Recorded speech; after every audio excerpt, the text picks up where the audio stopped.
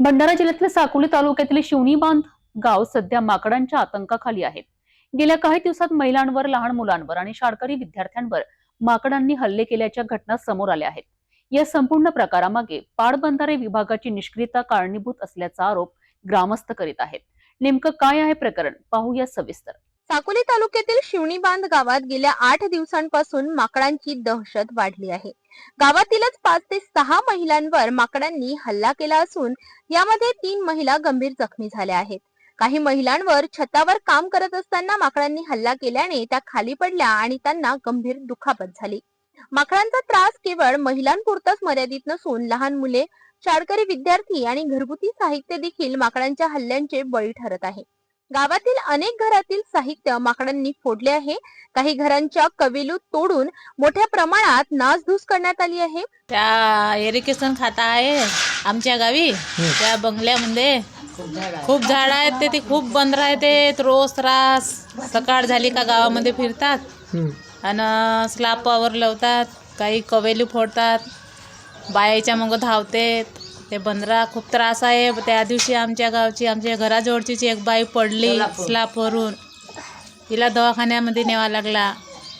काय मारण झाली? हो लागला, टोंगरे फुटले, तिचे बांगड्या फुटल्या, काही लागला, असा हातागीताला लागला।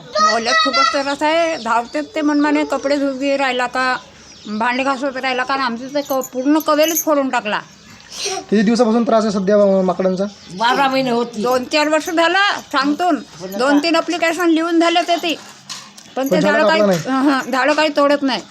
जे पाटबंधारे विभागाचे जे माणसं आहेत ते दुर्लक्ष करत आहेत असं वाटतं का तुम्हाला? ते तोडतच नाही। 2-3 अर्ज झाले देऊन सन्या।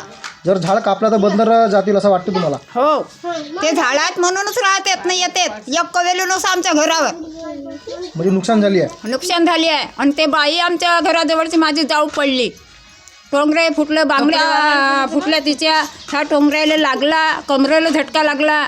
या संपूर्ण समस्येचे मुख्य कारण म्हणजे शिवणी बांध येथील पाटबंधारे विभागाच्या कार्यालयाजवळ असलेली मोठी झाडे।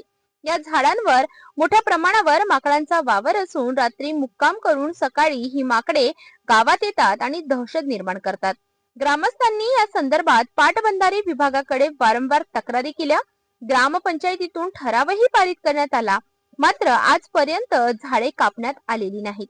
पाटबंधारे विभागाच्या या दुर्लक्षामुळे नागरिकांच्या जीवाला धोका निर्माण झाला आहे।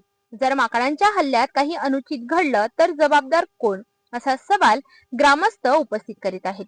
गावकऱ्यांनी तात्काळ झाडे कापण्याची मागणी केली असून मागणी पूर्ण न झाल्यास आंदोलनाचा इशाराही दिला आहे। शिवणी बांध गावातील ही परिस्थिती अत्यंत गंभीर असून पाटबंधारे विभागाने तात्काळ लक्ष न दिल्यास मोठी दुर्घटना घडण्याची शक्यता नाकारता येत नाही। आता प्रशासन या समस्येवर काय कारवाई करतं हे पाहणं महत्त्वाचं ठरणार आहे।